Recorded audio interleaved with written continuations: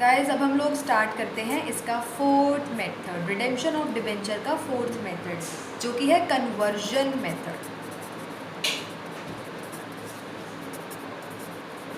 Conversion method चारों methods में से सबसे ईजीएस्ट मेथड है कन्वर्जन मेथड। इसके अंदर सिर्फ 4 एंट्रीज पे ध्यान देना है। देखिए, आप अपने डिबेंचर्स को किस किस में कन्वर्ट कर सकते हैं। आप अपने डिबेंचर्स को शेयर्स में कन्वर्ट कर सकते हैं, शेयर्स कोई भी हो, इक्विटी शेयर्स में भी कन्वर्ट कर सकते हैं, प्रेफरेंस शेयर्स में भी कन्वर्ट कर सकते हैं, या अपने डिबेंचर्स को न्यू डिबेंचर्स में भी कन्वर्ट कर सकते हैं, या फिर कैश में बैंक में रिडीम कर सकते हैं।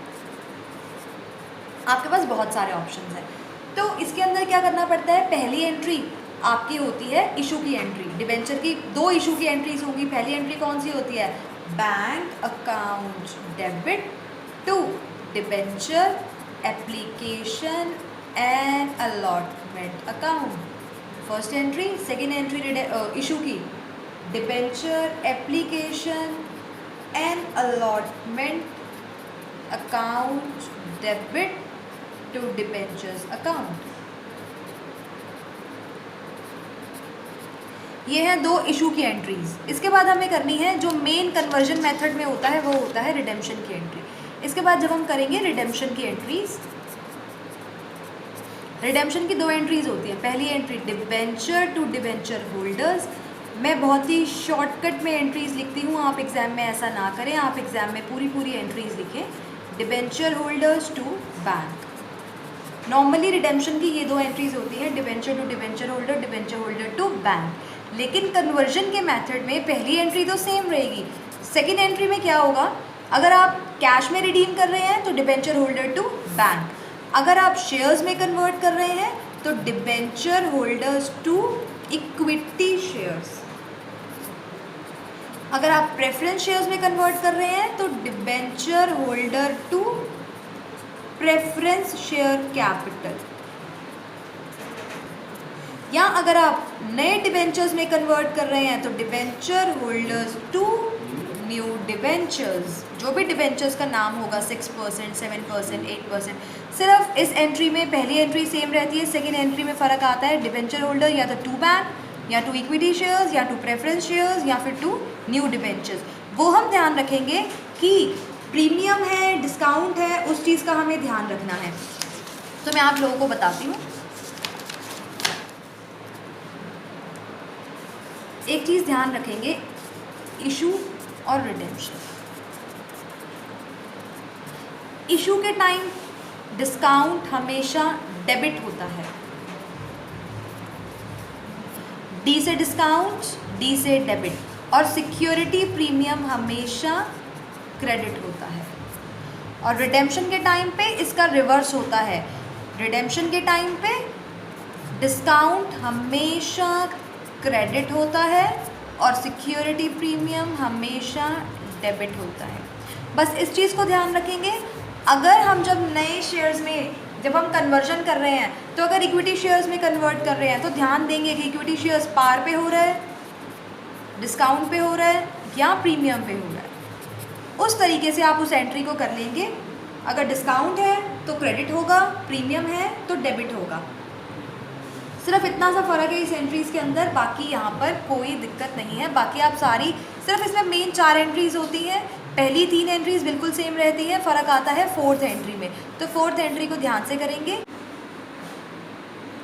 अब हम इस टाइप का एक क्वेश्चन करते हैं। क्वेश्चन रीड करेंगे। On 1 April 2015 Ekta limited issued 2500 10% debenture of 100 each eight 95।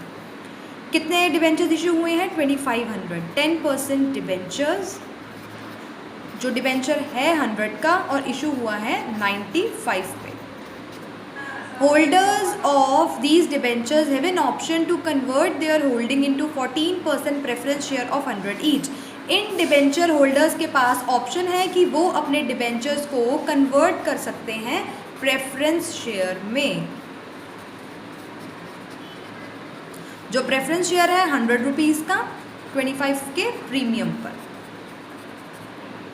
At any time with in 3 years. 3 years में कभी भी वो कन्वर्ट कर सकते हैं। ऑन 31 मार्च 16, 31 मार्च 16, ये सब हो रहा है 1 अप्रैल 15 को।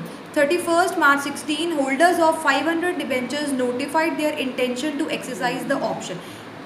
2500 में से सिर्फ 500 डिबेंचर्स ने अपनी इंटेंशन को नोटिफाई किया कि वो लोग प्रेफरेंस शेयर्स लेने को रेडी हैं।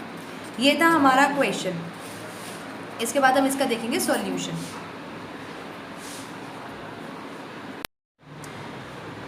देखिए गाइस, हमारा ये क्वेश्चन था। इसके बाद हम स्टार्ट कैसे करेंगे। 1 अप्रैल 15 को हम पहली एंट्री करेंगे। सबसे पहले इशू की 2 एंट्रीज करेंगे। पहली एंट्री करेंगे हम इशू की, bank account debit to 10% debentures application and allotment account. ये एंट्री कितने से होगी। ये एंट्री होगी 2500 इंटू 95, बिकॉज 95 पर इशू हुआ था, तो ये एंट्री होगी 2500 into 95, that is 237500। Next entry, debentures application and allotment account debit. उसके बाद जैसे कि मैंने आपको बताया था, इशू के टाइम पे डिस्काउंट डेबिट होता है, डी से डिस्काउंट, डी से debit. Discount on issue of debentures account debit to 10% debentures. हाँ, तो देखिए कितने के डिबेंचर्स अलॉट हुए, 237500। होने कितने के चाहिए थे, 2500 इंटू 100 यानी कि 2,50,000। और डिस्काउंट कितने का हुआ, 12,500।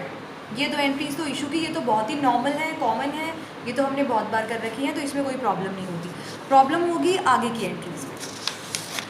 देखिए आगे की 3rd एंट्री जब हम करेंगे तो रिडेम्पशन की 2 एंट्रीज होती हैं। वैसे क्या होती है, debenture to debenture holder, debenture holder to bank. Normally ये 2 एंट्रीज होती हैं। अब हमने ये देखा कि जो हमने डिबेंचर, हम जिस डिबेंचर को कन्वर्ट कर रहे हैं वो इशू हुआ था डिस्काउंट पे, तो जब हम ड्यू की एंट्री करेंगे रिडेम्पशन में तो हमें वो भी डिस्काउंट से करनी पड़ेगी, बिकॉज हम डिस्काउंट वाले डिबेंचर्स को रिडीम नहीं कर रहे हैं, कन्वर्ट कर रहे हैं। तो एंट्री कैसे होगी, एंट्री होगी, मैंने आपको बताया था रिडेम्पशन के टाइम पे जो डेबिट डिस्काउंट होता है वो डेबिट नहीं होता, क्रेडिट होता है। इशू के टाइम पे डिस्काउंट डेबिट होता है। तो एंट्री क्या होगी, debentures to debenture holder to discount on issue of debentures. ये बहुत मेन है। ये इशू के टाइम पे जो डिस्काउंट था हमें वो भी यहाँ पे ड्यू में कंसिडर करना पड़ेगा। अब हम कैसे करेंगे, सिर्फ 500 लोगों ने अपनी इंटेंशन दिखाई है कन्वर्ट करने के लिए, तो यहाँ क्या होगा, 500 इंटू 100 यानी कि 50,000। 5 रुपये का डिस्काउंट था, 500 इंटू 5 यानी कि 2500। Remaining 500 into 95 that is 47500। अभी जो नेक्स्ट एंट्री होती है डिबेंचर होल्डर टू बैंक, लेकिन यहाँ बैंक नहीं होगा, यहाँ होगा debenture holder to preference share. तो ये एंट्री होगी debenture holder account debit to preference share capital. मैं फिर कह रही हूँ, मैं बहुत शॉर्ट में लिख रही हूँ, लेकिन आप पूरा पूरा लिखेंगे, टू प्रेफरेंस शेयर कैपिटल। और प्रेफरेंस शेयर्स जो हो रहे हैं वो 25% के प्रीमियम पर रिडीम हो रहे हैं। और जैसे कि मैंने आपको बताया था, जो प्रीमियम होता है ये अब प्रेफरेंस शेयर जो हैं वो इशू हो रहे हैं डिबेंचर के बदले डिबेंचर होल्डर को, तो ये प्रेफरेंस शेयर की इशू मानी जाएगी। और इशू में प्रीमियम क्या होता है, क्रेडिट, तो टू सिक्योरिटी प्रीमियम। तो एंट्री कितने से होगी, एंट्री होगी 47,500। डिबेंचर होल्डर्स के थे 47,500। अब हमें निकालने पड़ेंगे number of preference share to be issue. Number of preference share to be issued, ये वर्किंग नोट बनेगा।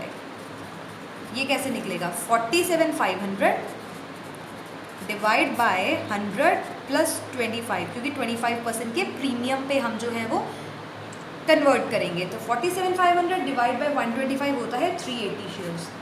तो प्रेफरेंस शेयर में आएगा 380 इंटू 100 यानी कि 38,000, 380 इंटू 25 यानी कि 9,500।